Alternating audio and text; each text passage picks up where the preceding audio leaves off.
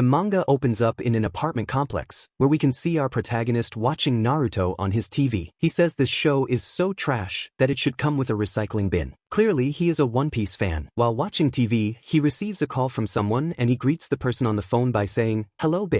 Turns out it's his grandfather who is asking him to visit his house since it's been a long time when they last saw each other. MC promises to visit him this Sunday, but the grandfather also tells him to bring his girlfriend as well, because he wants to see his grandchild getting married so he can see his bloodline growing. After ending the call, MC looks frustrated. It's because he is a virgin, just like you guys watching this video. He doesn't want his grandfather to know this because he might think his grandchild is gay. MC doesn't know what to do in this situation, as he is thinking of getting inspired by Kazuya from Rent a Girlfriend. Someone rings the doorbell. He gets up to see who it is. Upon opening the door, he sees two perfect-looking personalities attached to a woman. Honestly, I can end this recap right here, because I know you guys are already gooning to this mommy-looking woman. But the recap must go on. Turns out she is MC's landlady and who is here to collect rent, which has been due for the last 3 months. He invites her in for a coffee and explains his situation. After listening to him yap for a while, she says, "So let me get this straight. You want me to pretend to be your girlfriend in front of your grandfather, right?" He says he'll pay her, which means she is basically his rental girlfriend for 1 day. Or rental mill for 1 day. Dude's a man of culture. She tells him that his rent for 3 months is about $1,500, and renting her will take it up to $1,700. Sure, she'll be his rental girlfriend for 1 day, but what about the 3 months rent that's due? He promises to pay her $2,500 and an extra generous tax as a compensation. She is hesitant at first, but ends up accepting the deal because an offer like $2,500 is something she can't refuse. She then gets up and tells him to be ready for this Sunday, and warns him to pay his rent by next month, or she's throwing his freeloader ass out of the apartment. On Sunday, we see our protagonist and his landlady standing in front of his grandfather. She greets him and introduces herself as Yuki. MC's grandfather is shocked to see his gooner grandchild bagging a baddie like her, but he is proud of him. He invites them for a meal, so they can get to know each other. MC whips out his phone so he can order KFC for everyone. Upon hearing the word fast food, Yuki snaps instantly. She calls MC an insolent fool, and says fast food is unhealthy. She says it's filthy and drenched in so much oil that you can practically run a car with it. The only thing fast about it is how quickly they'll regret it. She then looks at MC's grandfather and asks him where is the kitchen. He points towards the kitchen and she starts putting her wifey skill set on full display. MC asks if she wants any help with cooking, but she tells him to keep his broke ass out of the kitchen, or else he is dead.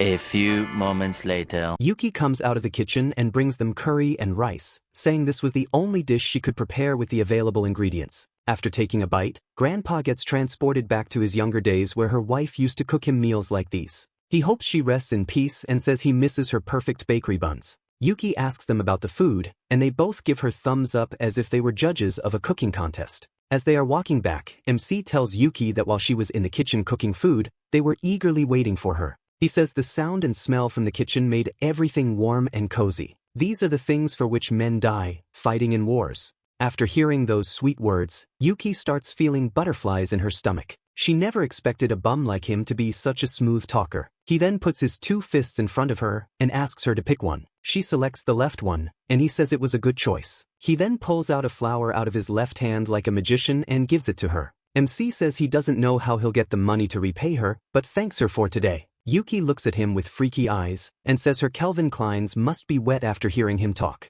We then see our MC sitting in his apartment wondering how he'll secure the bag. But then he sees a shady-looking dude on TV who's promoting a fight tournament. The dude with the bowl cut explains that you don't have to win the fight in order to make cash. You just need to survive 10 minutes with one of our fighters, and the cash is yours. He picks up his phone and calls the organization to get some information about the fights. Turns out if he wants to win $5,000, he needs to pay $1,000 up front. But since he is broke, he don't got money like that. In the end, he goes to MILF landlady and asks for $1,000 loan. She looks at like, are you dead ass right now? He somehow convinces her to give her $1,000. All that's left now is to survive 10 minutes in the fight and walk away with cash. As he is walking, he hears something in a street. He takes a sneak peek and finds something strange. It's an evil-looking guy dressed up like Naruto's evil alter ego who's hitting on a girl with a big-ass cake. He tells the girl, I like your body. Wanna come over and play Minecraft? If things go smooth, I might just introduce you to my parent. Also, you remind me of my mom. Maybe that's why I like you. The girl tells him, I don't play Minecraft. The only game I play is Gex, which is on PlayStation 1. 100% wife material. Hearing this, Naruto from Timu says she's exactly like his mom and he hates her. But before he could use his fist, she immediately dodges and hits him with a Mike Tyson uppercut.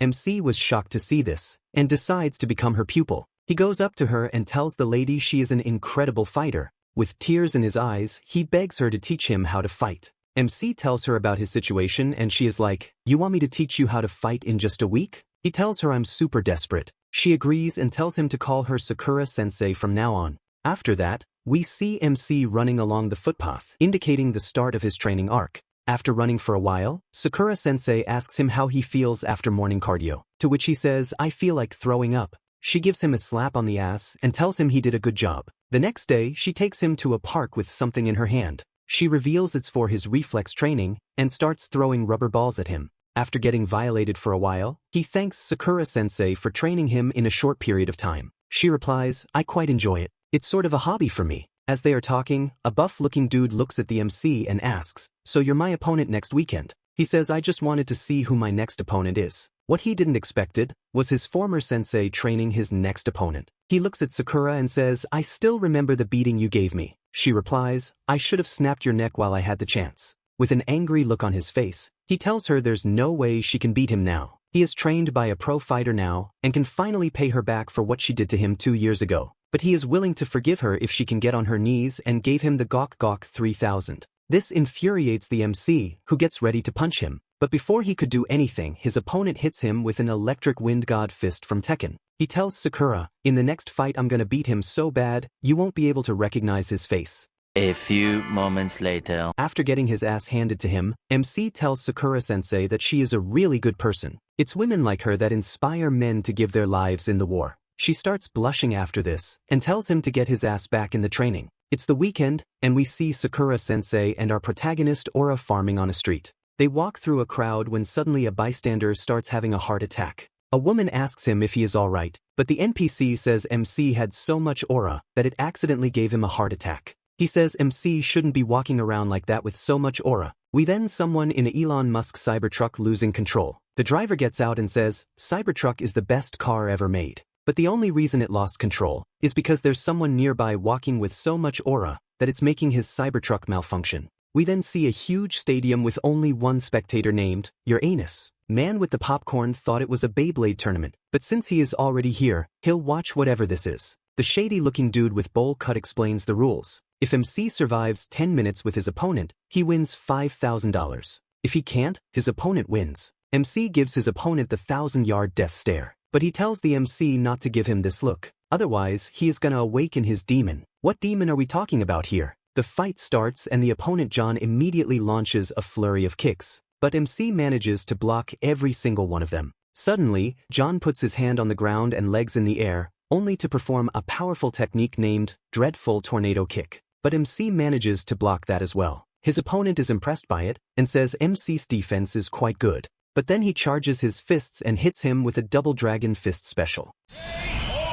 This sends MC's ass first on the ground and he starts coughing blood. He wonders what is this dragon shit, which only makes John smile. Sakura-sensei motivates the MC with her fat-ass bakery buns, and tells him to get up. I don't know about the MC, but something of mine is definitely getting up after seeing this panel. Our protagonist shows his determination and gets up on his feet. He admits John is strong and wonders how he is going to beat him. After seeing MC's determination, John says, "I thought I was going to beat this guy into a pulp, but I've changed my mind. I'm gonna violate him."